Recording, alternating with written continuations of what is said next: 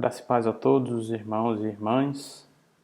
Vamos dando continuidade aqui à nossa série de vídeos, do nosso estudo em 2 Timóteo.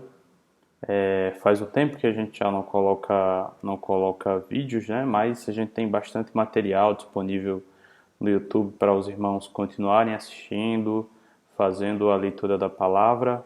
E hoje a gente vai para mais um episódio, A gente vai continuar lá em 2 Timóteo, capítulo 1, a gente já está quase no final, A gente vai terminar o capítulo 1 de 2 Timóteo hoje, para dar início ao segundo capítulo.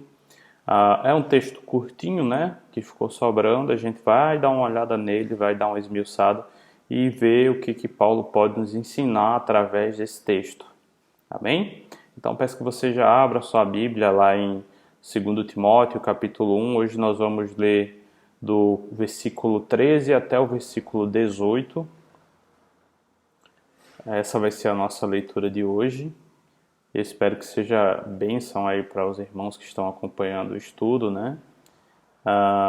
Paulo, ele vai usar alguns exemplos aqui, em especial o exemplo de um irmão específico, que a gente vai dar uma checada mais a fundo, ver quais são as características que fazem com que Paulo exalte as qualidades desse homem, nesse momento em específico.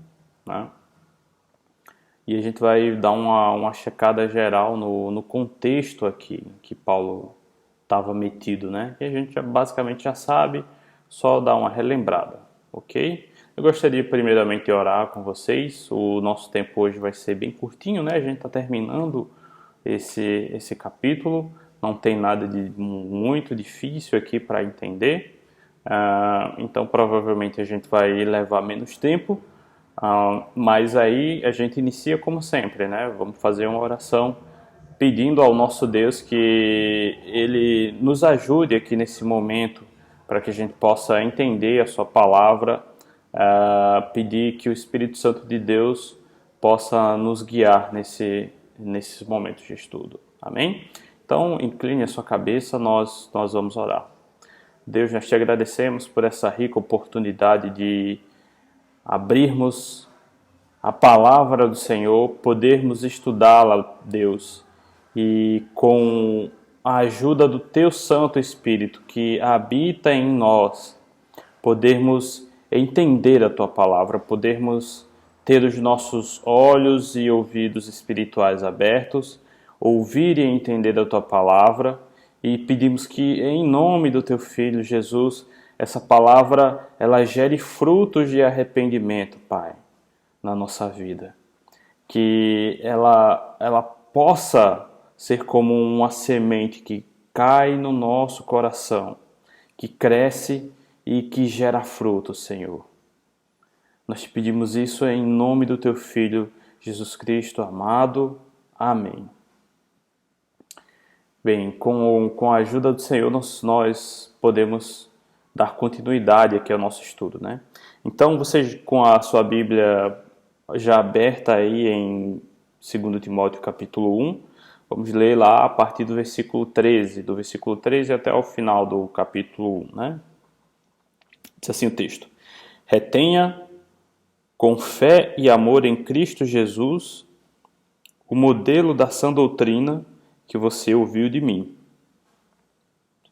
Quanto ao que lhe foi confiado, guarde-o por meio do Espírito Santo que habita em nós. Você sabe que todos os da província da Ásia me abandonaram, inclusive Fígelo e Hermógenes. Você sabe, aliás, 16, o Senhor conceda misericórdia à casa de Onesíforo, porque muitas vezes ele me reanimou e não se envergonhou por eu estar preso. Ao contrário, quando chegou a Roma, procurou-me diligentemente até me encontrar. Conceda-lhe ao Senhor que, naquele dia, encontre misericórdia da parte do Senhor. Você sabe muito bem quantos serviços ele me prestou em Éfeso. E aí termina o nosso capítulo 1, né? Interessante é que a gente começa aqui do versículo 13 e no contexto geral a gente já sabe, Paulo estava preso, né?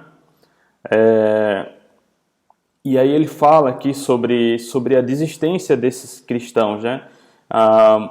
Era um tempo de perseguição, os cristãos estavam sendo perseguidos, decapitados, mortos por qualquer coisa, né? Existia uma perseguição aos cristãos, e aí deixa de haver só uma perseguição religiosa, né? E passa a haver também uma perseguição política, né? Do ponto de vista político, os cristãos eles também já não eram muito bem vistos. As autoridades queriam perseguir, prender e matar os cristãos. E qualquer coisa que aparecia é culpa dos cristãos, né? Aconteceu tal coisa, foi aquele cristão ali. Era basicamente assim. E ninguém questionava, né? Tá, são cristãos. E então Paulo tá preso de uma forma política aqui, né? Não existem acusações de crimes formais a Paulo. A acusação seria pregar o evangelho, né? Talvez uma questão com excitação, né, de massas que seria imposto a Paulo, mas nada de um crime propriamente dito, né? Paulo basicamente estava pregando o evangelho e as autoridades não queriam que isso acontecesse, né? Então Timóteo, Paulo e os irmãos dessa época, aqueles que não desistiram, como Paulo mesmo falou aqui, muitos já haviam desistido, inclusive esses dois aqui, né, Fígelo e Hermógenes, que eram parceiros de Paulo, acabaram desistindo também da caminhada. Eles estavam numa situação bem complicada, porque existiam os falsos profetas, né? Os falsos profetas, eles estavam desvirtuando o evangelho, né? Existia uma perseguição religiosa, porque os cristãos não eram aceitos pelos judeus, e existia também uma perseguição política, né? Então, os cristãos estavam sendo pressionados de todos os lados, né? E aí muitos desistiram, não aguentaram realmente o perigo de morte, né? A exclusão social por fazerem parte de uma religião que não era aceita, né? Muito bem aceita, vamos dizer assim.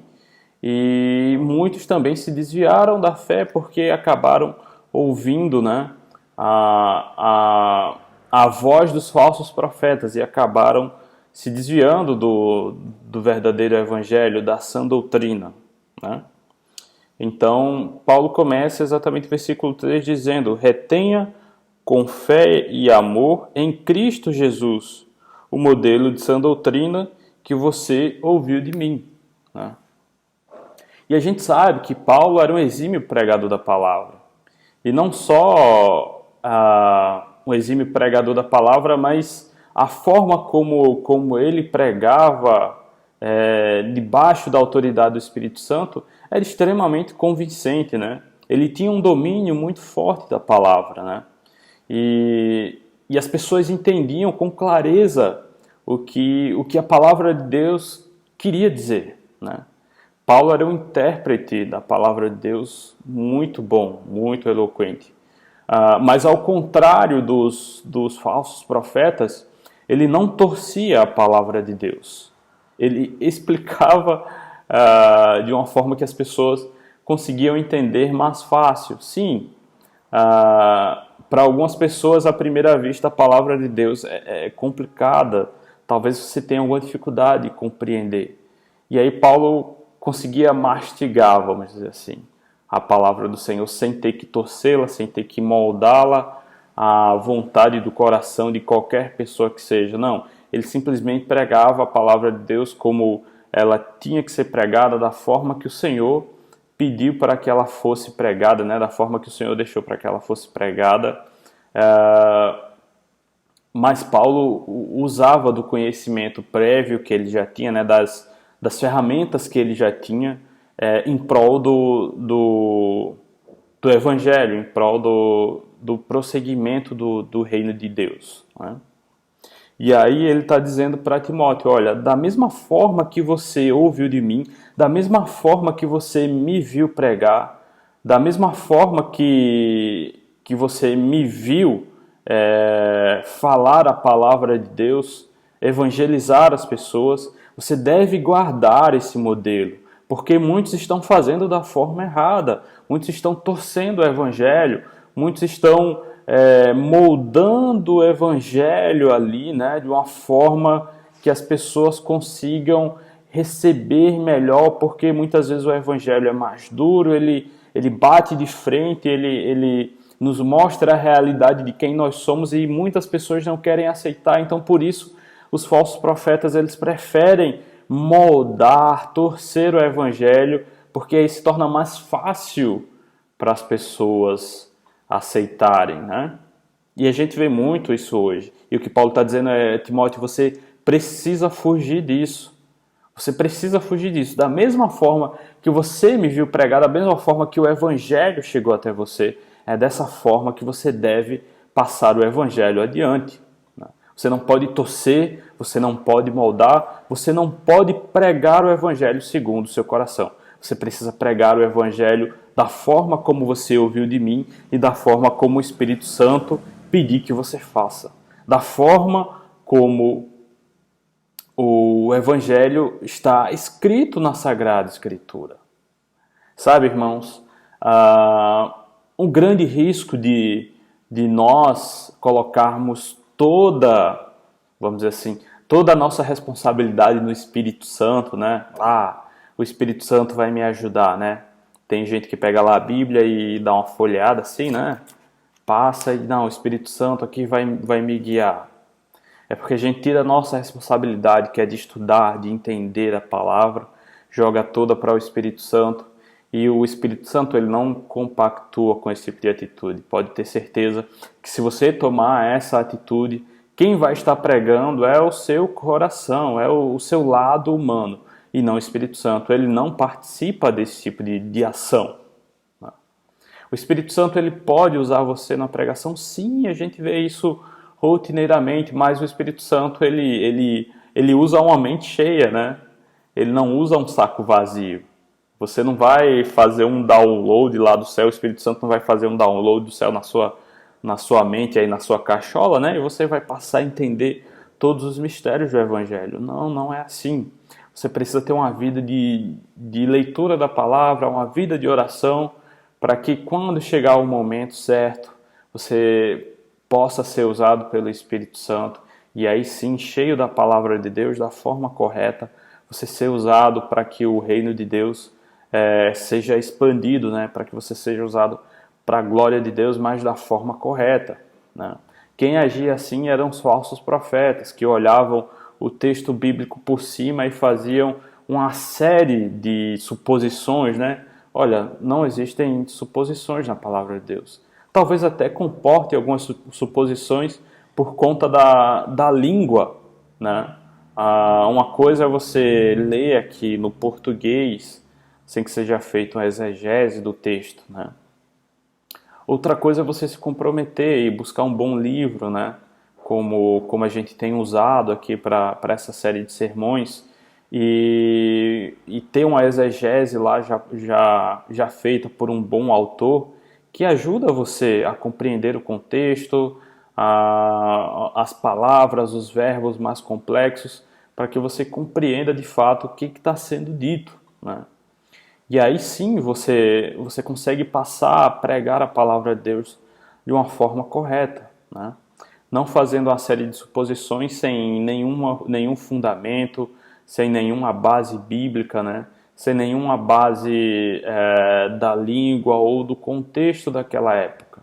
Porque era assim que os falsos profetas faziam e as pessoas seguiam essas correntes teológicas doidas, né? e acabaram se desviando do verdadeiro evangelho, o evangelho que Paulo passou a Timóteo e que ele fala aqui no capítulo 13, para que Timóteo guarde, né, com fé e amor em Cristo Jesus. E é dessa mesma forma que nós devemos guardar o evangelho. Se eu guardo com fé e amor, crentes em Jesus Cristo, eles não vão se desviar da verdadeira palavra, né? Exatamente por esse compromisso que eles têm com Cristo Jesus. Amém? Então Paulo já começa assim, olha, amigo, você não pode se desviar daquilo que você me viu pregar. Leia a palavra de Deus, peça entendimento do Espírito Santo, mas pregue a palavra como ela deve ser pregada. Não torça, não molde a palavra segundo o seu coração. Porque aí você se torna um falso profeta, né?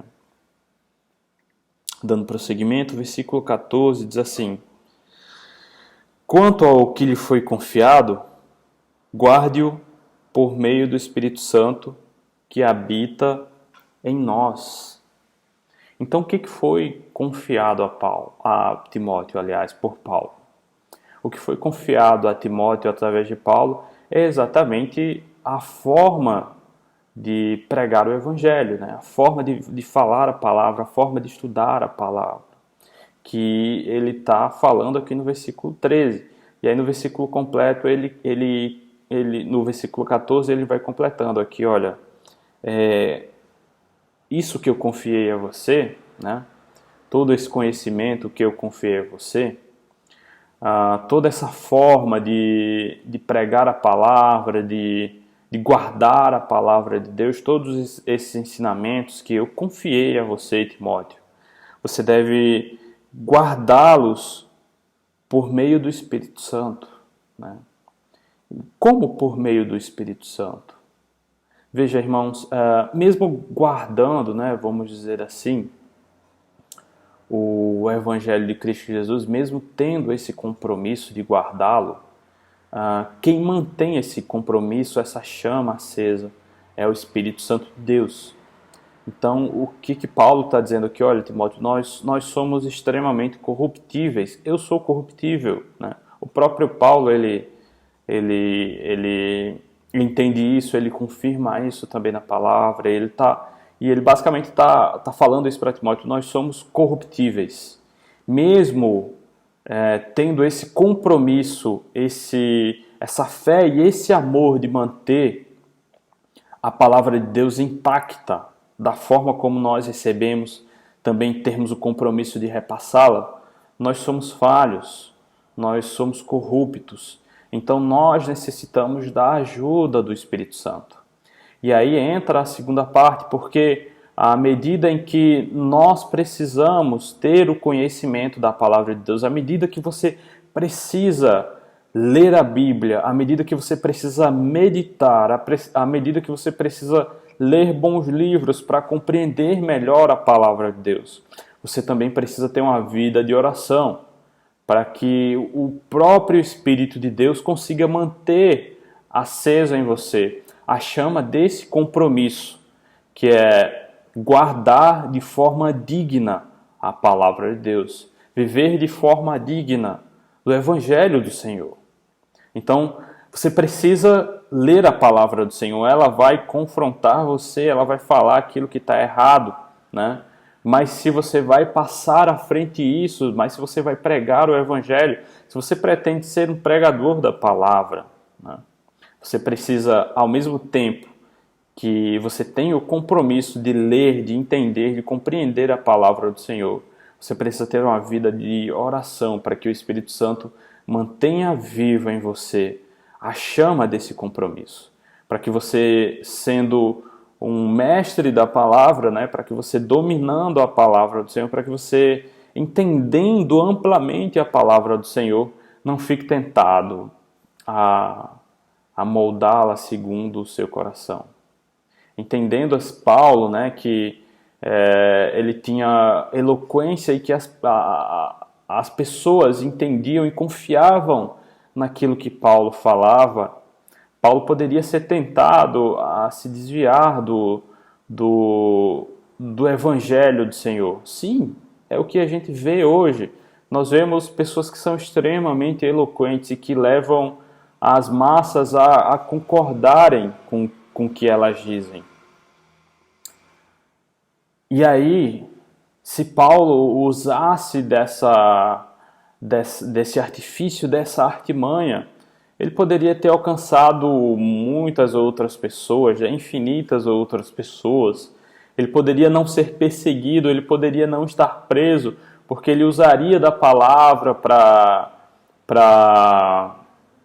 massagear o ego dos governadores, dos imperadores, dos comandantes de exército, e aquilo se tornaria muito mais fácil para ele, mas não é o objetivo do Evangelho. O objetivo do Evangelho é mostrar que o homem carece da misericórdia do Senhor, que o homem é um pecador, que ele é sujo, que ele é mentiroso e que o Senhor é santo e que o plano de salvação do Senhor está posto e ele precisa aceitar o Senhor Jesus como Senhor e Salvador da sua vida para que de fato ele seja salvo, porque na natureza atual do homem, o homem está perdido, ele está condenado ao inferno, né?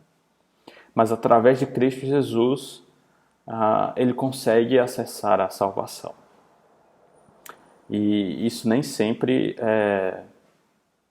é bom aos nossos ouvidos. Na verdade, na maioria das vezes, o Evangelho ele não é bem recebido, né? Ele não é bem recebido. Então, o que Paulo está dizendo é que nós precisamos ter esse compromisso em entendermos a palavra do Senhor, né? Da mesma forma que nós recebemos em primeira instância, vamos dizer assim, da própria palavra de Deus ou dos nossos pastores, nós precisamos com esmero também repassá-la, mas não só isso, nós precisamos orar e pedir ao Espírito Santo para que ele mantenha acesa essa chama desse compromisso nos nossos corações. Amém?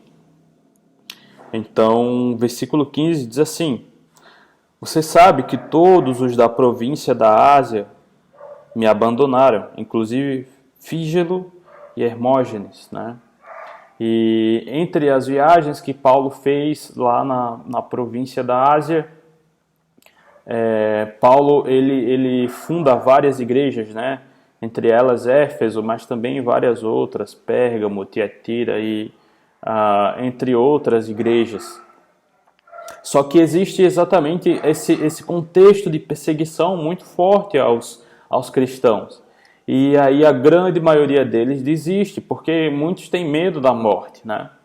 E grandes apoiadores, exatamente como Fígelo e Hermógenes, também abrem mão do Evangelho, desistem e vão deixando Paulo, né? Por que esses apoiadores são necessários? Porque Paulo é um só, né? E Paulo ele tinha suas viagens missionárias, então ele precisava que esses apoiadores, que pessoas como Timóteo permanecessem nesses locais e fossem pastores a essas igrejas, né? Que eles continuassem o legado que Paulo deixou, assim como Paulo está falando aqui a Timóteo. Só que esses grandes apoiadores, esses líderes, esses pastores, acabam desistindo por medo da perseguição, né? Então, o que está acontecendo aqui é exatamente esse contexto, né? A lealdade nos tempos de prova, ela fica clara exatamente naqueles que não desistem, aqueles que permanecem mesmo na dificuldade, né? Mesmo nos dias difíceis. Então, esse caráter, né, de crentes fiéis, vamos dizer assim, de pessoas que permanecem no Evangelho, ele só vai aparecer de fato no dia da dificuldade. Ele não aparece no dia da bonança, né? No dia da bonança, tudo ok, tudo tranquilo. Mas quando as dificuldades vêm, aí sim, esse caráter de lealdade ao Evangelho, ele é percebido naqueles que permanecem, assim como Timóteo, né? E assim como a gente vai ver um pouco mais para frente no exemplo que Paulo nos dá aqui, ok? Então, quando a gente fala sobre lealdade ao Evangelho, a gente não está falando sobre salvação, irmãos. Temos que ter muito cuidado com isso. Quer dizer que esses homens aqui não eram salvos? Não, não quer dizer isso, né? Eles estavam passando por um momento de dificuldades, e assim como a gente estava falando aqui, nós somos falhos, nós somos humanos. Então, quando a nossa vida está em risco, a gente tende a proteger a nossa vida, né? E mesmo sendo salvos, esses homens estavam suscetíveis ao erro, né? E aqui eles acabaram errando, mas o Paulo não está falando sobre salvação. Paulo está falando sobre trabalho no Evangelho mesmo, sobre permanecer na obra do Senhor, mesmo nos tempos de dificuldades, que é muito difícil, né? A gente vê muitas pessoas hoje em dia desistindo por muito menos, desistindo porque o irmão da igreja falou alguma coisa, aquele irmão da igreja falou alguma coisa, eu também vou desistir do Evangelho, né? Outros porque se chatearam com a igreja, né? Aquela igreja é assim, assado, não trabalho mais no Evangelho, não quero mais saber de crente, desistem do Senhor, que não é bem o caso aqui, mas desistem do Senhor por muito menos. A gente estava falando de risco de vida, esses homens estavam sendo perseguidos, né? Se a gente levar em conta servos do Senhor que vieram antes, como por exemplo Daniel, né? A gente pode comparar um Daniel aqui como um Paulo da vida, né? Que mesmo diante das dificuldades, mesmo diante de perigo de morte, não abriu mão do Evangelho, continuou pregando o Evangelho e o Senhor deu bom termo a ele. E eu acredito que tanto Paulo como Daniel estavam dispostos a morrer. Paulo deixa muito claro isso aqui, olha, o viver para mim é Cristo, né? O morrer para mim é lucro, assim como Daniel também. Então, esse caráter de lealdade, ele fala sobre isso, né? Ora, se eu depositei a minha vida em Cristo, Ele tem o controle da minha vida. Se Ele quiser que eu morra hoje, pode ser um tempo de paz, né? Pode ser um tempo de tranquilidade, pode ser um tempo bom, mas se for o meu tempo, se o Senhor disser que chegou o meu tempo, então a minha vida acaba. Então o viver para mim é Cristo, né? Mas no momento em que o Senhor me chamar, seja um tempo de bonança, seja um tempo de dificuldade, seja um tempo de perseguição, quando Ele me chamar, é lucro para mim, porque eu vou para Ele, né? Eu não tenho mais o castigo da condenação eterna, o castigo da segunda morte. Eu sou salvo em Cristo Jesus. Então esse caráter, ele aparece, né? Ele surge nesses momentos de dificuldades e em pessoas que têm essa certeza, assim como Paulo, assim como Daniel tinham. E aí Paulo está falando isso aqui para Timóteo, né? Ele está reforçando essa ideia aqui. Ele vai reforçar mais ainda daqui para frente, né? A partir do versículo 16, né? Então, a gente não está falando aqui necessariamente sobre salvação, a gente está falando aqui sobre caráter, né? Sobre um estágio, né? do caráter cristão, não necessariamente sobre salvação, ok? Pode acontecer de alguém que desistiu do Evangelho, na verdade, não ser salvo, né? E quando eu digo desistiu é porque a pessoa sofreu uma dificuldade, uma desilusão e tal. Sim, a pessoa não era salvo, né? Não tinha tido um encontro verdadeiro com Cristo, então qualquer coisa poderia tirá-la, né? Ali, até porque ela não estava de fato no Evangelho, né? Ela não conheceu Cristo ainda. Mas uma pessoa que conheceu de fato Cristo, que ama a Cristo, que foi salvo, que foi tocado pelo amor de Cristo, pode desistir, vamos dizer assim, do Evangelho, assim como foi o caso desses dois aqui, apoiadores de Paulo, né, Fígelo e Hermógenes. Sim, irmãos, nós somos falhos, nós cometemos erros, e nós somos suscetíveis a esses erros assim também, como Fígelo e como Hermógenes, né? Basta a nossa vida estar em risco aqui, né? A gente já pensa em fugir, em correr, né? E o Senhor entende a nossa dificuldade, Ele nos chamou conhecendo quem nós somos, né? Muito embora o desejo do Senhor seja que a nossa compreensão, a compreensão de todos os cristãos sejam aqui como a de Paulo, né? Como a de Daniel, como o nosso amigo que nós vamos ver aqui, Onesíforo, né? O Senhor conhece as nossas falhas, Ele sonda o nosso coração. Talvez esses homens aqui falassem até como Pedro, né? Paulo, olha, amigos, eu vejo aqui um tempo de dificuldade. Olha, Paulo, nós não te deixaremos, nós ficaremos contigo. Mas assim como Pedro, na hora do vamos ver mesmo, na hora que o negócio pegou, né? Paulo negou até o nome de Cristo, né? Não conheço, não estou com ele, né? Nem por isso Paulo deixou de ser salvo, não. O Senhor Jesus tinha um plano na vida de Paulo, né? Ele errou, ele pecou ali naquele momento, ele se arrependeu, mas o Senhor até tinha antevisto isso, né? Quando Paulo diz, olha, Senhor, isso não vai acontecer, né? E aí o próprio Jesus diz a Paulo assim, Paulo, cara, logo cedinho tu já vai ter me negado 3 vezes, imagine uma, né? Então o Senhor conhece as nossas falhas, as nossas dificuldades, amém? E então aqui a partir do versículo 16, né, ele vai falar sobre esse cara aqui, Onesíforo, né? O Senhor conceda misericórdia à casa de Onesíforo, porque muitas vezes ele me reanimou e não se envergonhou por eu estar preso, aliás, né?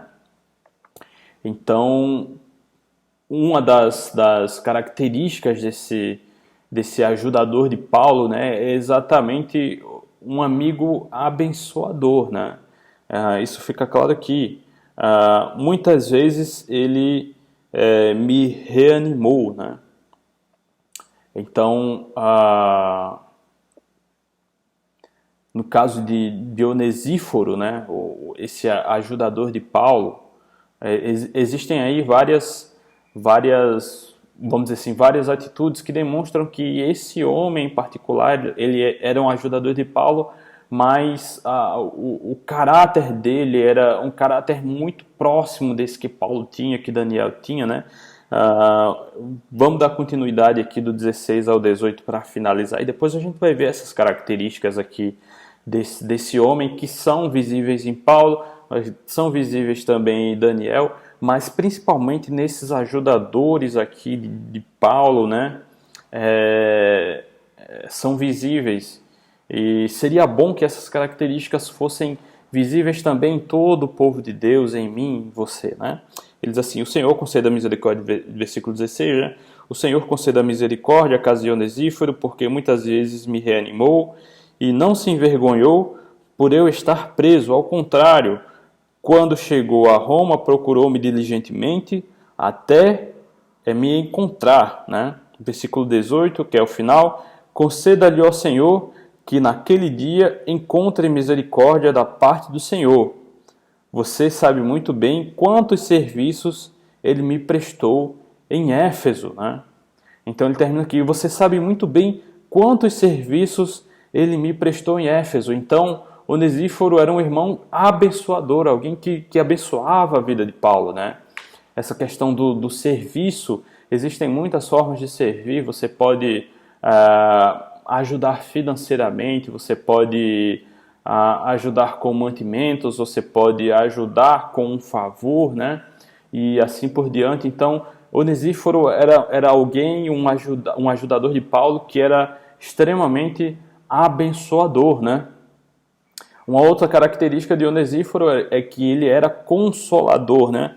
Aí Paulo fala aqui no versículo 16, a parte B aqui ele fala, porque muitas vezes ele me reanimou, né? Quando Paulo estava ali entristecido, quando Paulo estava ali desanimado, querendo desistir, talvez, Onesíforo foi lá, vamos lá, Paulo, vai dar tudo certo, o Senhor caminha conosco, né?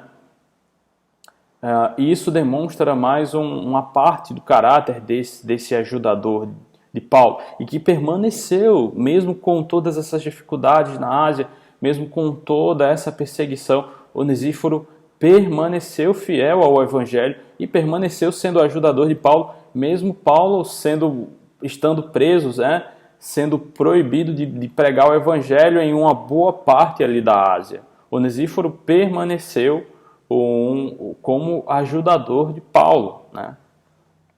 Uma outra característica, né, de encorajador, exatamente quando a gente vê aqui a parte A do versículo 17, né, a parte B, na verdade, do versículo, finalzinho do versículo 16, que, quando ele diz, não se envergonhou por estar preso, aí a parte A do versículo 17, quando ele fala assim, ao contrário, quando chegou a Roma, procurou-me diligentemente até me encontrar, né? Alguém que é, de fato, encorajador, né? Talvez Paulo estivesse ali precisando, de fato, de uma ajuda, né? Ver alguém conhecido para que ele fosse encorajado.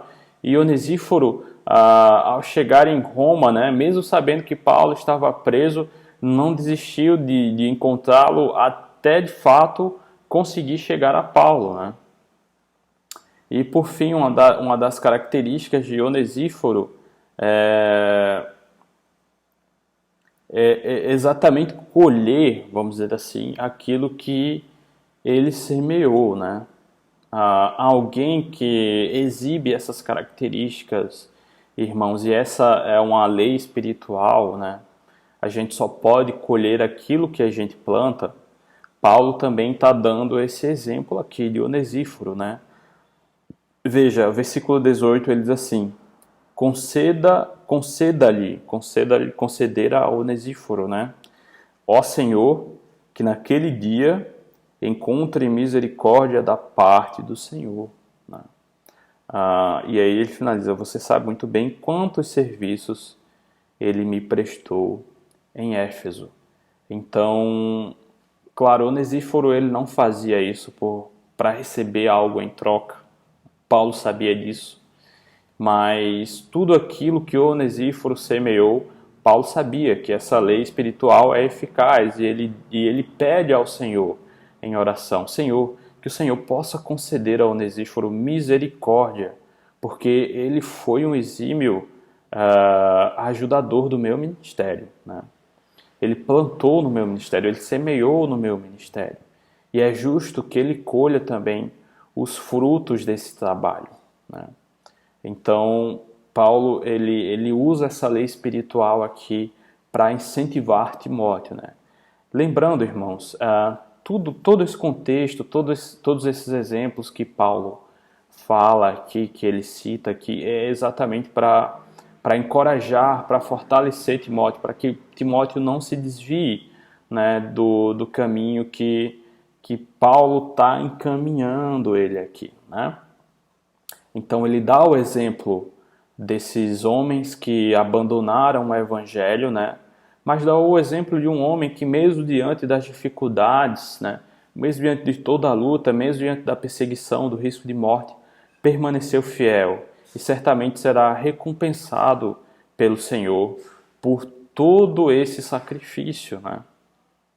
Então Paulo está falando aqui exatamente para dar um ânimo, para dar uma força a Timóteo, porque Timóteo também está passando por todas essas dificuldades, né?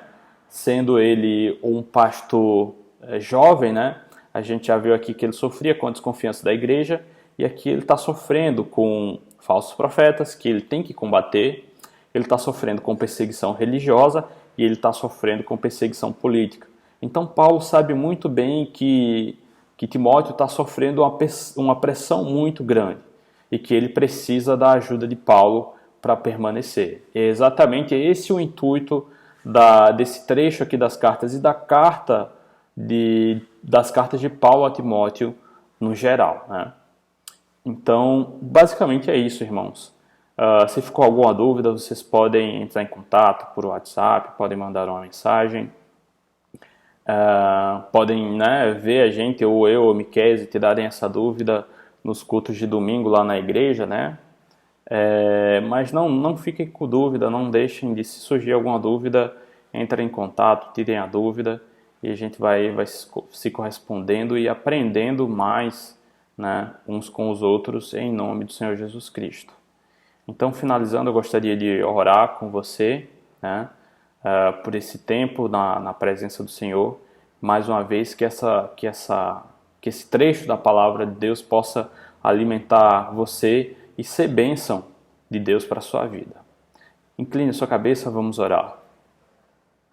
Senhor Jesus, Deus Pai, nós te agradecemos por esse momento aqui de leitura e meditação na tua palavra, Pai. Que nós possamos aprender com Timóteo assim como ele aprendeu com Paulo através dessa carta, Pai. Porque existem inúmeros exemplos de desistência do teu evangelho por vários motivos.